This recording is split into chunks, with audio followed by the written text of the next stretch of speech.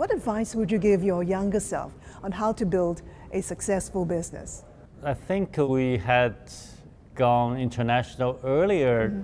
We have better market share than it is today, because Chinese started to traveling abroad starting 2010, but it took us a few years.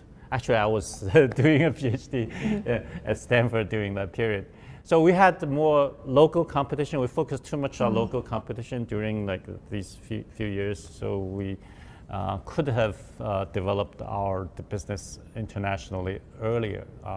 So that's some. That's one of your regrets. Yeah. If we started earlier, not necessarily to really invest in branding, but in terms of building the technology platform, we can be more open and multilingual to have a better foundation for. But we had to do it later. We had to rewrote a lot of things. Yeah. As co-founder and chairman, what leadership qualities do you want to pass on to the next generation of leaders within the company? First of all is the passion for travel. I've told internally and externally many times why travel is so important.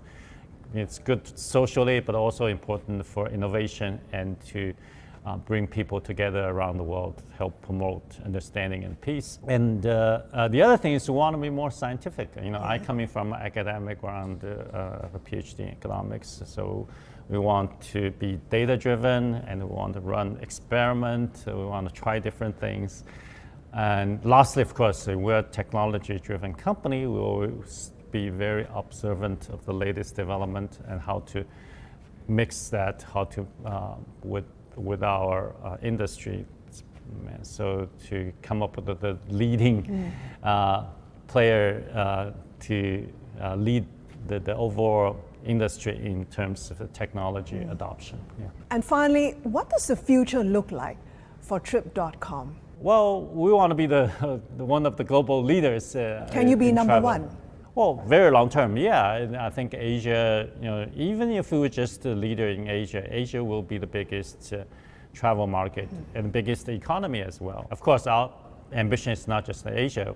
Over the years, we've made some very successful acquisition outside of Asia. So naturally, yeah, our ambition is number one in the world. Yeah.